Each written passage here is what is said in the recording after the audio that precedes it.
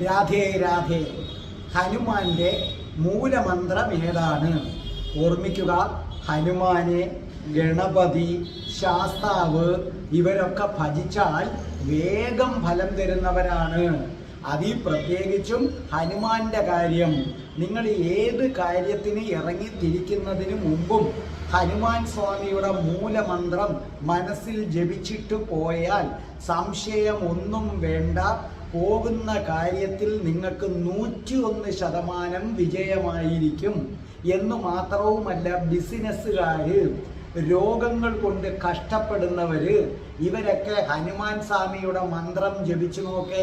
ബിസിനസ്സുകാരെ സംബന്ധിച്ചിടത്തോളം ഹനുമാൻ സ്വാമിയുടെ മൂലമന്ത്രം ജപിച്ചാൽ ശത്രുക്കൾ നിഷ്പ്രഭമായി തീരുന്നതാണ്, ബിസിനസ് അഭിവൃദ്ധി പ്രാപിക്കുന്നതാണ്. അതേ കണക്ക് തന്നെയാണ് രോഗം കൊണ്ട് വലയുന്നവര്. അവര് ഹനുമാൻ സ്വാമിയുടെ മൂലമന്ത്രം അവർ ജപിക്കുകയാണെന്നുണ്ടെങ്കിൽ അവർക്ക് ശക്തി കിട്ടുന്നതാണ്. കാരണം ഹനുമാൻ സ്വാമി എന്ന് പറയുന്നത് ബലവാനാണ്. അക്കൂട്ടത്തിൽ ഒന്ന് പറഞ്ഞോട്ടെ, ഈ വരുന്ന ബുധനാഴ്ച മറ്റന്നാൾ 12 മണിയാകുമ്പോൾ ഹനുമാന്റെ ഏറ്റവും പ്രധാനപ്പെട്ട ഹനുമാൻ ചാലിസ ഞാൻ നിങ്ങളെ പഠിപ്പിച്ചു തുടങ്ങുകയാണ്. സബ്സ്ക്രൈബ് ചെയ്യുന്നവർക്ക് കൃത്യം 12 മണിക്ക് ഹനുമാൻ ചാലിസ കിട്ടും.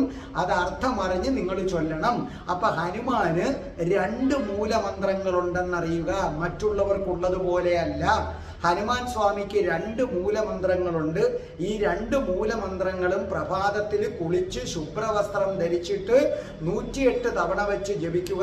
അതുപോലെ സന്ധ്യയ്ക്കും വിളക്ക് കത്തിച്ചിട്ട് ജപിക്കുക. ഇതിന് പറ്റാത്തവർ ഏതെങ്കിലും ഒരു നേരമെങ്കിലും ജപിച്ചു കഴിഞ്ഞാൽ നിങ്ങളുടെ ജീവിതത്തിൽ അത്ഭുതകരമായ മാറ്റങ്ങൾ വരും. ഹനുമാൻ സ്വാമിയുടെ 1ാമത്തെ മൂലമന്ത്രം എന്താണെന്ന് നോക്കാം. ഓം നമോ ഭഗവതേ ആഞ്ജനേയായ മഹാബലായ സ്വാഹ. ഇനി ഹനുമാൻ സ്വാമിയുടെ 2ാമത്തെ മൂലമന്ത്രം ഹം ഹനുമതേ നമഃ.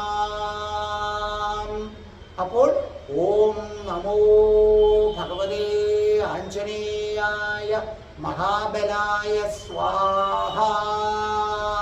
ഹം ഹനുമതേ നമഃ.